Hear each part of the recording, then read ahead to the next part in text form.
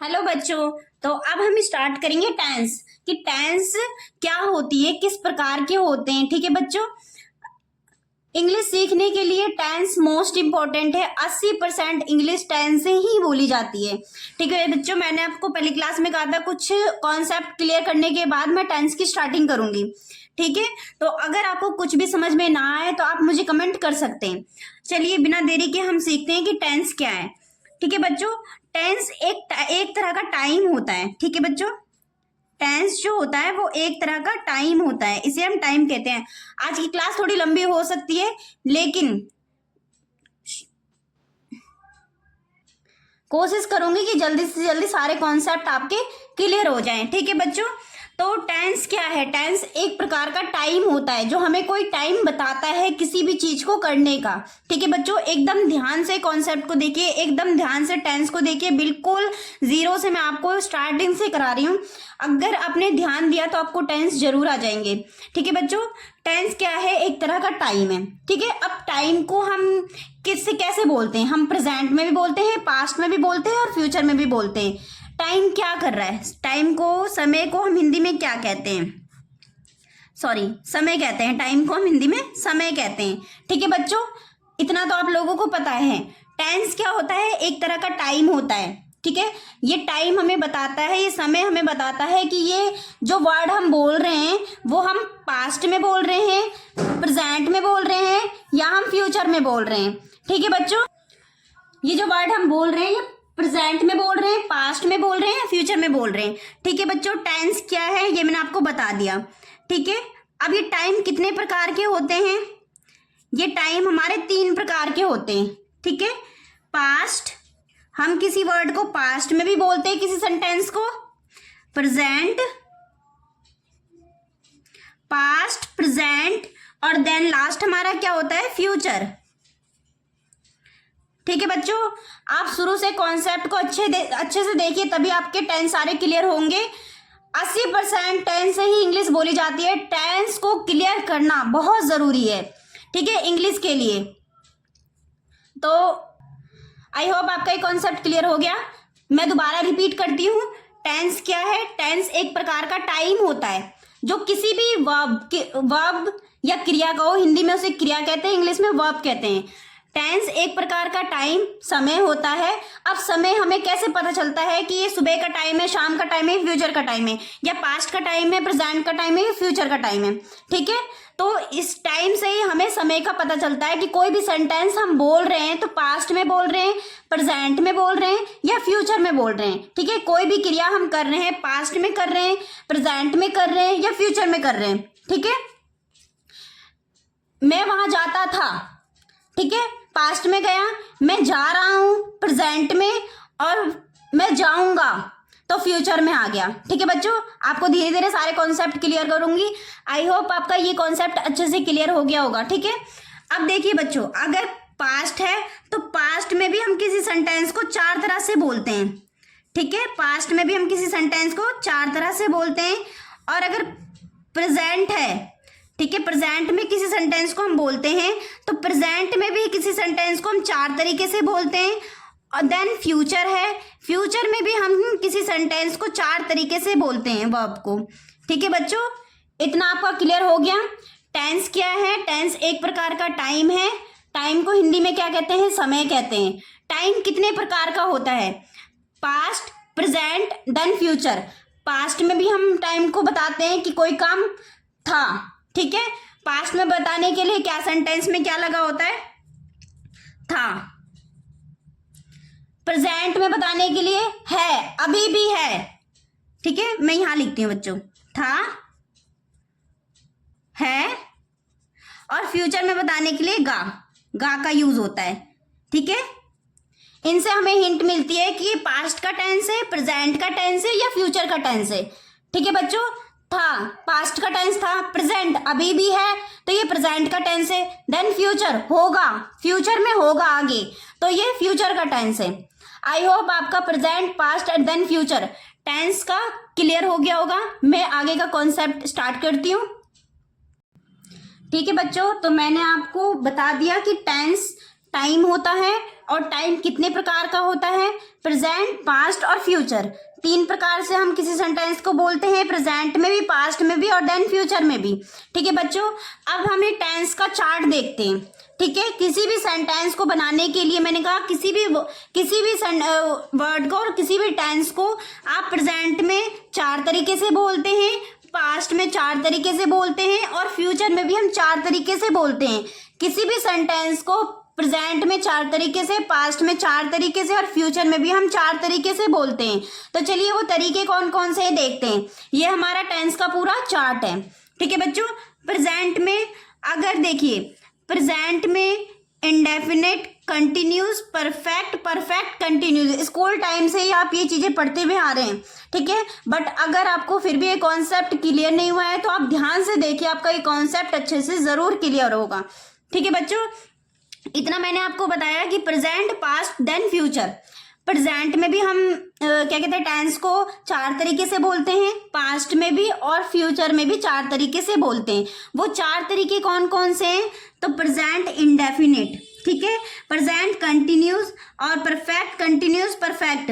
अगर पास्ट का सेंटेंस है तो past indefinite, past continuous, past perfect, past perfect continuous. अगर वो फ्यूचर का सेंटेंस है तो future indefinite, future continuous, future perfect, future perfect continuous. ठीक है बच्चों, यही 4 तरीके हैं, ये 4 तरीके हैं जो प्रेजेंट में भी बोले जाते हैं, पास्ट में भी बोले जाते हैं और फ्यूचर में भी बोले जाते हैं। लेकिन क्या इन 4 तरीकों की हेल्पिंग वर्ब अलग अलग हो जाती है।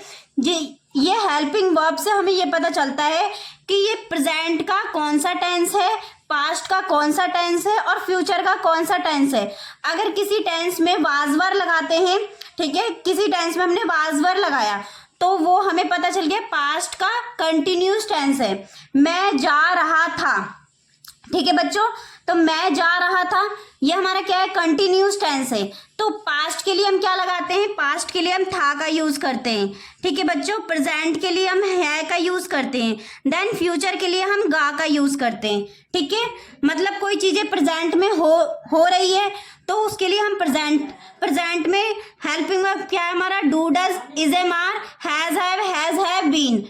ठीक है बच्चों, देन पास्ट की हेल्पिंग वर्ब क्या हमारी, past indefinite, past continuous, past perfect, past perfect continuous, future indefinite, future continuous, future perfect, future perfect continuous. ठीक है बच्चों, हम प्रेजेंट में भी इन 4 तरीकों से टेंस को बोलते हैं, पास्ट में भी इन 4 तरीकों से टेंस को बोलते हैं और फ्यूचर में भी इन 4 तरीके से टेंस को बोलते हैं, और इनकी हेल्पिंग वर्ब भी अलग अलग होती है।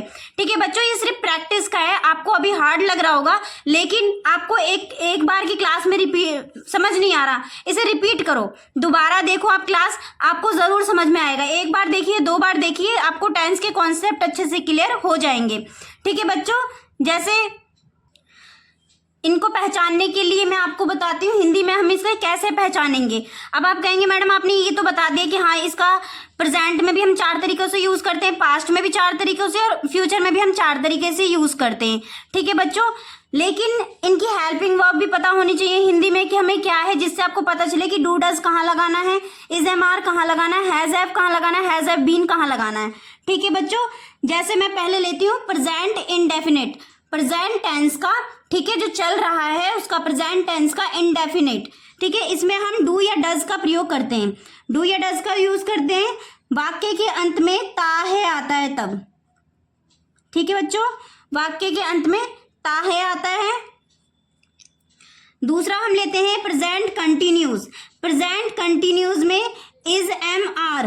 ठीक है, इज, एम, आर कंटिन्यू से ही आपको पता चल रहा है, इससे ही आपको पता चल रहा है कोई कार्य चल रहा है, कंटिन्यू अभी भी चल रहा है। तो इसके लिए हम अगर किसी वाक्य के अंत में रहा है आता है, रहा है, ठीक है, तो वहां इज, एम, आर का यूज करते हैं। बाकी मैं ये आपको डिटेल में बताऊंगी, अभी मैं आपको मोटा मोटा कॉन्सेप्ट बताती हूँ। ठीक है बच्चों, तो वहां हम जैसे रहा है वाक्य के अंत में आता है रहा है, तो वहां हम इज, एम, आर का यूज करते हैं।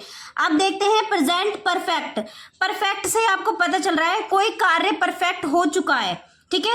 प्रेजेंट परफेक्ट मतलब प्रेजेंट में ही कोई कार्य परफेक्ट, इसी से आपको अच्छे से पता चल रहा है कि इसका मतलब यही हो सकता है कि कोई काम पूरा हो चुका है। तो अगर वाक्य के अंत में आता है चुका है, कोई कार्य हमारा पूरा हो चुका है, तो वहां हम हैज और हैव का यूज करते हैं, हैज और हैव का यूज करते हैं, ठीक है बच्चों। फिर उसके बाद हम लेते हैं प्रेजेंट परफेक्ट कंटिन्यूस, ठीक है। प्रेजेंट परफेक्ट कंटिन्यूस, ये कुछ नहीं बच्चों। प्रेजेंट परफेक्ट कंटिन्यूस को हम कैसे पहचानेंगे? जिन वाक्यों परफेक्ट भी है काम लेकिन कंटिन्यू चल रहा है, ठीक है। कोई काम परफेक्ट है, पूरी तरह से परफेक्ट है लेकिन कंटिन्यू चल रहा है, ठीक है। तो यहाँ हम रहा है, वाक्य के अंत में रहा है आएगा, प्लस टाइम भी आ जाएगा, ठीक है बच्चों।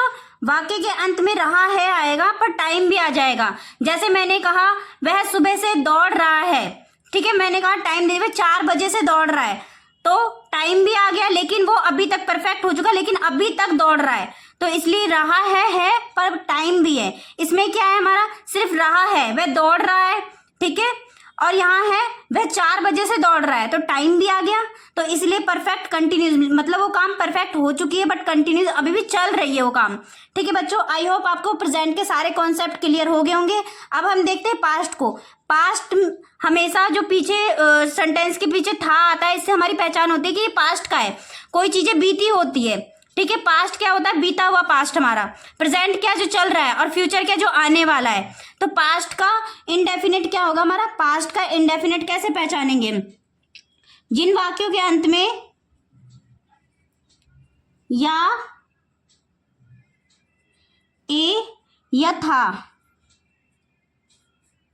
ठीक है बच्चों, ठीक है। पास्ट इंडेफिनेट को पहचाना हमने पास्ट में, तो वर्ब की सेकंड फॉर्म और डिड, ये मैं आपको बताऊंगी, वर्ब की सेकंड फॉर्म और डिड, ठीक है। Is, am, are, has, have, ये तो आपका कॉन्सेप्ट क्लियर हो गया।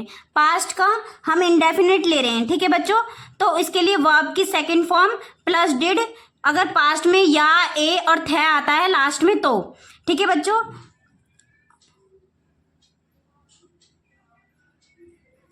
उसके बाद हम लेते हैं वाज वर। इससे पहले ये देखना बच्चों, जैसे पास्ट का इंडेफिनेट, वर्ब का सेकंड फॉर्म, ठीक है बच्चों, प्लस डिड, डिड के साथ वर्ब का सेकंड फॉर्म आता है, बट ये सिंपल पास्ट में आता है। ये वह गया था, ठीक है। लेकिन अगर नेगेटिव वाक्य हो, पास्ट में इंडेफिनेट में नेगेटिव वाक्य हो, वह नहीं गया था, ठीक है, तो इसके लिए हम क्या, वर्ब की फर्स्ट फॉर्म का यूज करते हैं, ठीक है बच्चों। मैं यहाँ नीचे लिख देती हूँ, अगर नेगेटिव वाक्य है तो वर्ब की फर्स्ट फॉर्म का यूज करते हैं, और नेगेटिव वाक्य नहीं है तो वर्ब की सेकंड फॉर्म का यूज करते हैं, ठीक है बच्चों। बस ये आपको थोड़ा सा कंफ्यूज करेगा बट इतना भी नहीं करेगा, आप 1-2 बार क्लासेस को रिपीट करेंगे, आपको आई होप ये कॉन्सेप्ट अच्छे से क्लियर हो जाएगा, ठीक है बच्चों। अब हम देखते हैं पास्ट का कंटिन्यूस। कोई काम पास्ट में चल रहा था, ठीक है, कोई काम पास्ट में चल रहा था, तो हेल्पिंग वर्ब क्या, पहचान क्या है हमारी, रहा था, ठीक है। पास्ट में कोई काम चल रहा था, जैसे मैं किसी के घर गई और मैंने कहा कि वह खाना बना रही थी, ठीक है तो नहीं बोल सकते, लेकिन क्योंकि मुझे वो बात बीत चुकी है, बीती हुई बात है, तो रहा था, रही थी, पास्ट की बात है तो वाज और वर का यूज करेंगे, ठीक है बच्चों। कंटिन्यूज में कोई कार्य चल रहा था, ठीक है, अगर रहा है तो इज, एम, आर का यूज करेंगे कंटिन्यूस प्रेजेंट में, लेकिन पास्ट में रहा था तो उसके लिए हम वाज वर का यूज करेंगे, ठीक है बच्चों। उसके बाद पास्ट में परफेक्ट, अगर पास्ट में ही कोई कार्य परफेक्ट हो चुका था, ठीक है, हो चुका था, तो वहां हम हैड का यूज करते हैं। पास्ट में ही कोई कार्य पूरा हो चुका था तो वहां हम हैड का यूज करते हैं, ठीक है बच्चों। उसके बाद पास्ट परफेक्ट कंटिन्यूज, मतलब कोई कार्य पूरा हो चुका था पर अभी भी कंटिन्यू जारी है, तो इसके लिए हम क्या हेल्पिंग वर्ब लगाएंगे बच्चों, पहचान क्या है हमारा, रहा था प्लस टाइम, इसमें क्या आ जाएगा, रहा था प्लस टाइम, ठीक है बच्चों। अब लेते हैं हम फ्यूचर का। फ्यूचर में क्या है, फ्यूचर इंडेफिनिट, फ्यूचर इंडेफिनिट की पहचान कैसे होती है? जिन वाक्यों के अंत में गा और गे आए, ठीक है। जैसे हम किसी को फ्यूचर के लिए बोलते हैं तो वहां इंडेफिनिट में विल का यूज होता है। अगर फ्यूचर कंटिन्यूज, ठीक है, फ्यूचर कंटिन्यूज में रहा होगा, रहा होगा, ये हमारी पहचान है। तो मतलब वह गाना गा रहा होगा फ्यूचर में, ठीक है। फ्यूचर परफेक्ट, कोई कार्य फ्यूचर में पूरा हो चुका होगा, ठीक है। तो यहाँ हम क्या लगाएंगे? इसकी हेल्पिंग वर्ब चुका होगा। हिंदी में ये हमारी पहचान है, कोई कार्य पूरा हो चुका होगा, ठीक है बच्चों। उसके बाद फ्यूचर परफेक्ट कंटिन्यूज, कोई कार्य फ्यूचर परफेक्ट कंटिन्यूज का मतलब होता है कोई कार्य फ्यूचर में जो होने वाला होगा लेकिन कंटिन्यू में है अभी। तो यहाँ हम कैसे लगाएंगे? रहा होगा प्लस टाइम आ गया तो रहा होगा प्लस टाइम, ठीक है बच्चों। तो अब ये देख लो, प्रेजेंट, पास्ट, फ्यूचर, मैंने आपको सारे कॉन्सेप्ट अच्छे से क्लियर कर दिए। हेल्पिंग वर्ब कहाँ, कैसे, कब यूज करते हैं। अब देखिए बच्चों, इसमें वर्ब की फर्स्ट फॉर्म का यूज होता है, ठीक है, प्रेजेंट में भी, पास्ट में भी और फ्यूचर में भी। पास्ट में मैंने आपको बताया था, सॉरी, V2 का यूज होता है, वर्ब की सेकंड फॉर्म का यूज होता है, ठीक है, अगर सिंपल वाक्य है तो। लेकिन अगर वाक्य नेगेटिव है तो हम वर्ब की फर्स्ट फॉर्म का यूज करते हैं, ठीक है बच्चों, वर्ब की फर्स्ट फॉर्म का यूज। देन अगर प्रेजेंट, पास्ट और फ्यूचर में कंटिन्यूस टेंस है, या तो वो प्रेजेंट में कंटिन्यूस टेंस है, या पास्ट में कंटिन्यूस टेंस है, या फ्यूचर में कंटिन्यूस टेंस है, तो वहां हम V4 वर्ब की फोर्थ फॉर्म का यूज करते हैं। वर्ब की फोर्थ फॉर्म कौन सी होती है बच्चों? ING फॉर्म, ठीक है। वर्ब की फोर्थ फॉर्म होती है ING फॉर्म, ठीक है। उसके बाद हम परफेक्ट में प्रेजेंट परफेक्ट, प्रेजेंट वो पास्ट परफेक्ट और फ्यूचर परफेक्ट, इसमें हम वर्ब की थर्ड फॉर्म का यूज करते हैं। इन सभी में हम वर्ब की थर्ड फॉर्म का यूज करते हैं। उसके बाद लेते हैं हम future perfect continuous, past perfect और प्रेजेंट परफेक्ट कंटिन्यूस। इसमें भी हम वर्ब की फोर्थ फॉर्म का यूज करते हैं, ING वाला, ठीक है बच्चों। इसमें भी हम वर्ब की फोर्थ फॉर्म का यूज करते हैं, ING वाला, प्लस टाइम के साथ, ठीक है। तो आई होप आपके ये कॉन्सेप्ट अच्छे से क्लियर हो गए होंगे, क्योंकि मैंने बहुत इजी वे में ये चार्ट आपको बताया है बच्चों। इसमें आपके सारे कॉन्सेप्ट अच्छे से क्लियर हो चुके होंगे। नहीं भी हुए तो आप मुझे कमेंट कर सकते हैं, मैं आपको कमेंट का जवाब जरूर दूंगी, ठीक है बच्चों। मोटा मोटी मैं आपको दोबारा बताती हूँ इस चीज को, क्योंकि जब तक ये आपका कॉन्सेप्ट अच्छे से क्लियर नहीं होगा तब तक आप टेंस नहीं बना सकते बच्चों। तो इसलिए इस चार्ट को क्लियर करना बहुत जरूरी है। हमने लिया सिंपल, किसी टेंस क्या है? एक तरह का हमारा टाइम बताता है, ठीक है। नॉर्मल टेंस क्या है? एक तरह का टाइम बताता है। टाइम हमें क्या कैसे बताता है? प्रेजेंट में भी बताता है, पास्ट में भी बताता है और फ्यूचर में भी बताता है। लेकिन इनकी हिंदी में क्या पहचान है? प्रेजेंट, कोई कार्य अभी भी चल रही है आ गया, किसी वाक्य के अंत में अगर है आ गया तो समझ लेना प्रेजेंट का टेंस है ये। अगर किसी वाक्य के अंत में था आ गया, चल रहा था, ठीक है, कोई कार्य था में आ गया तो ये पास्ट का टेंस है। लेकिन कोई कार्य होगा फ्यूचर में आ गया तो ये फ्यूचर का टेंस है, ठीक है बच्चों। अब इन तीनों टेंस को, तीनों प्रकार, तीनों समय को हम 4 तरीके से बोलते हैं, ठीक है। इन तीनों समय को हम 4 तरीके से बोलते हैं, present indefinite, present continuous, present perfect, present perfect continuous, ठीक है। Present indefinite, present continuous, present perfect, present perfect continuous. Past indefinite, past continuous, past perfect continuous. Future indefinite, future continuous, future perfect continuous, ठीक है बच्चों। I hope आपको ये concept अच्छे से clear हो गया होगा। प्रेजेंट में भी हम इन 4 तरीकों से बोलते हैं, पास्ट में भी हम इन 4 तरीकों से बोलते हैं और फ्यूचर में भी हम इन 4 तरीकों से बोलते हैं, ठीक है। प्रेजेंट में अगर इंडेफिनिट टेंस है, डू या डज का यूज करेंगे अगर वाक्य के अंत में ता है आ गया तो, ठीक है। आपको इससे ही पता चल रहा है कॉन्सेप्ट से हमें कि वाक्य के अंत में क्या आना चाहिए। अगर कोई कार्य कंटिन्यू चल रहा है, सिंपल सी बात है बच्चों, चल रहा है, प्रेजेंट का टेंस है, इज एम आर यूज करो। परफेक्ट हो चुका है, प्रेजेंट का टेंस है आ रहा है, ठीक है, तो परफेक्ट हैज हैव का यूज करो वर्ब की थर्ड फॉर्म के साथ। Present has have been, perfect continuous, present perfect continuous, ठीक है। परफेक्ट हो चुका है लेकिन अभी भी जारी है वो कार्य, अभी भी चल रहा है। वो उसकी पहचान कैसे होगी? टाइम के साथ। वह 4 बजे से दौड़ रहा है, ठीक है। टाइम के साथ अभी भी कार्य चल रहा है, लेकिन यहाँ पर क्या है? सिर्फ वह दौड़ रहा है। यहाँ पर क्या है? वह 4 बजे से दौड़ रहा है, ठीक है। टाइम भी आ रहा है तो रहा है प्लस टाइम, ठीक है। अब पास्ट का लेते हैं। पास्ट इंडेफिनिट में वही या, ए और था आ गया तो, ठीक है। क्योंकि पास्ट की चीजें आई हैं तो यहाँ पर डिड और सेकंड फॉर्म का यूज करते हैं, लेकिन अगर वाक्य नेगेटिव है तो वर्ब की फर्स्ट फॉर्म का यूज करते हैं। सिर्फ एक इसी कॉन्सेप्ट में आपका थोड़ा सा दिक्कत आएगा बच्चों, बाकी ऐसा कोई दिक्कत वाली बात नहीं है। अगर आप इसे रिपीट करेंगे तो आपको अच्छे से आई होप क्लियर हो जाएगा, ठीक है। पास्ट में कोई कार्य चल रहा था, कंटिन्यूस, कंटिन्यूस से आपको पता चल रहा है कोई कार्य कंटिन्यू में चल रहा था तो वाज वर। पास्ट में परफेक्ट, कोई कार्य हो चुका था, पास्ट में ही हो चुका था, हैड का यूज करेंगे। पास्ट परफेक्ट कंटिन्यूस, पास्ट में ही कोई कार्य कंटिन्यू चल रहा था, पास्ट में ही चल रहा था तो रहा था प्लस टाइम आ गया। वह 4 बजे से दौड़ रहा था, ठीक है। वह 4 बजे से दौड़ रहा था, हैड बीन का यूज करेंगे।